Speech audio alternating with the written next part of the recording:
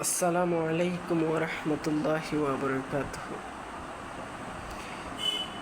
আগামীকাল সোমবার 12ই রবিউল আওয়াল, যেদিনকে আমরা ঈদে মিলাদুন্নবী হিসেবে চিনে থাকি, যেই দিন বিশ্ব মানবতার মুক্তির দূত হজরত মুহাম্মদ মুস্তাফা সাল্লাল্লাহু আলাইহি ওয়াসাল্লাম এর আগমনের দিন। তাই আমরা অনেক খুশি, অনেক আনন্দিত। তাকে পেয়ে সারা বিশ্ব সেদিন আনন্দিত হয়েছিল, সেদিন আলোকিত হয়েছিল, সেদিন মুখরিত হয়েছিল। আজও সেই দিনকে স্মরণ করে আমরা খুশি হয়ে থাকি সেই দিনের জন্য। যদি তিনি না আসতেন, যদি তাকে সৃষ্টি না করা হতো, এই পৃথিবীটা সৃষ্টি করা হতো না, আমাদেরকেও সৃষ্টি করা হতো না।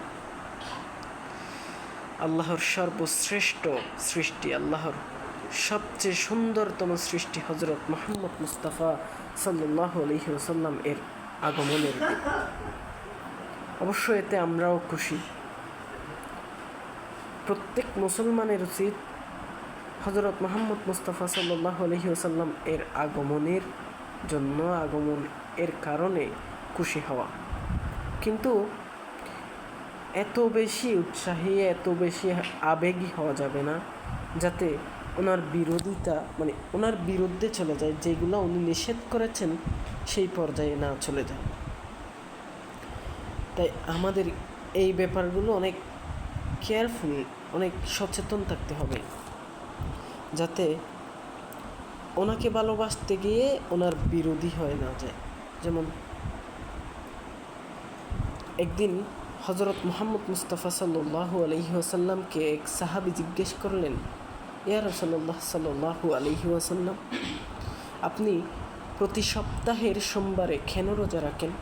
তখন তিনি উত্তর দিয়েছিলেন, কারণ ওই দিন আমার জন্মদিন।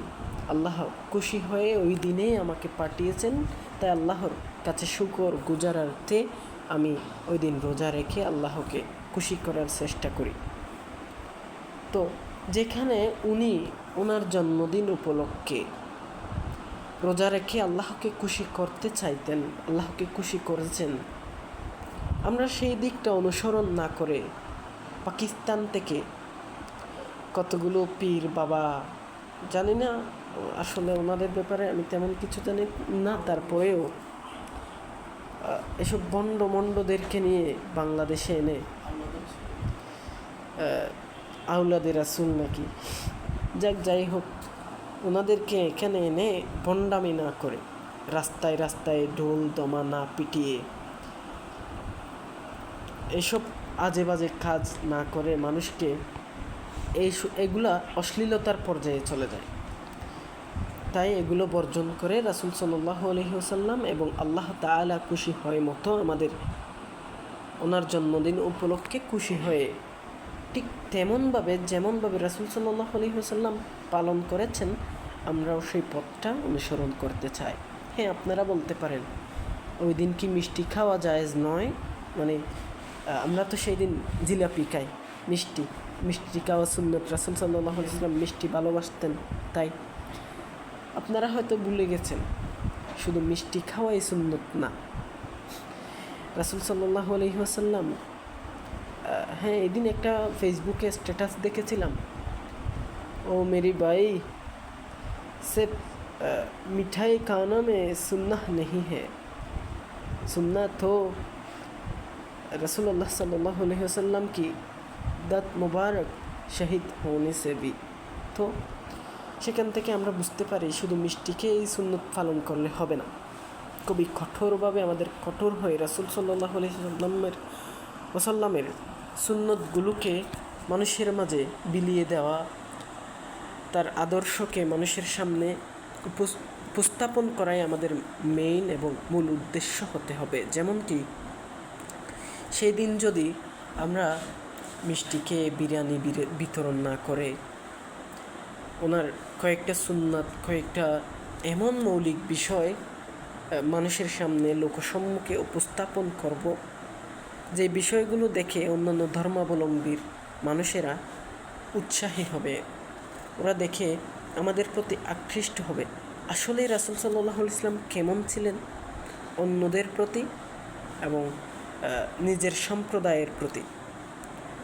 উনি যেমন কাউকে ঘৃণা করতেন না, ওনাকেও কোনো মানুষ ঘৃণা করতো না। কিন্তু হ্যাঁ, ওরা জানতো রাসূল সাল্লাল্লাহু আলাইহি ওয়াসাল্লাম সত্যবাদী, কিন্তু তারপরেও তার বিরোধিতা করতো তাদের নিজেদের স্বার্থে। এখন যারা বলেন, যারা চান রাসূল সাল্লাল্লাহু আলাইহি ওয়াসাল্লামের সুন্নাহ আমরা মেনে চলি, এইসব করি ওইসব করি, এন থেন বক্কর চক্কর যাই করেন, আপনারা কিন্তু নিজের স্বার্থ হাসিলের উদ্দেশ্যেই করেন।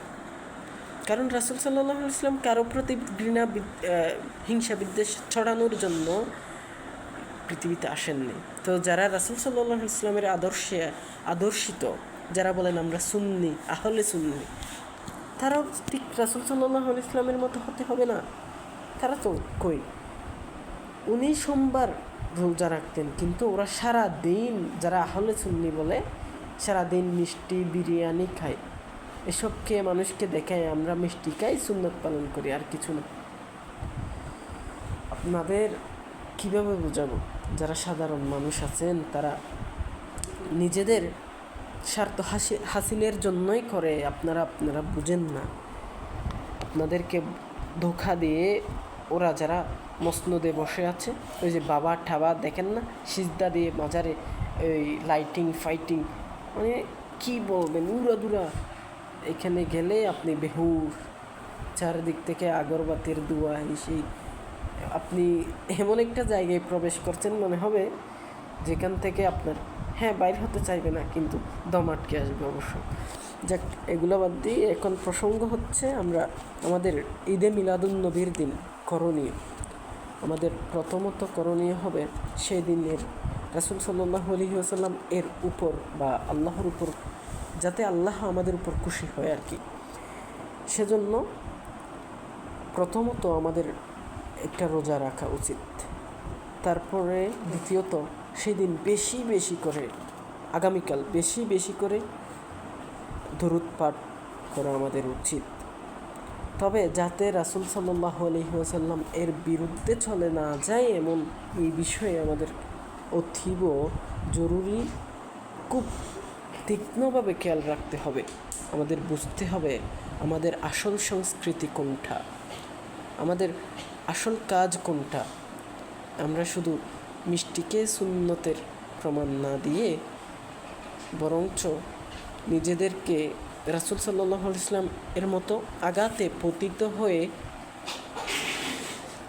তিনি যেভাবে পাথরের আঘাত সয়ে গিয়েছেন আমাদের জন্য, ঠিক আমাদের ভবিষ্যৎ প্রজন্মের জন্য আমাদেরও ঠিক এইভাবে আঘাতের, পাথরের আঘাত বলেন, তলোয়ারের আঘাত বলেন, গুলির আঘাত বলেন, সব খেয়ে দিয়ে এরপর তার সুন্নত, তার আদর্শ এই জমিনে প্রতিষ্ঠা করেই আমাদের মরা উচিত।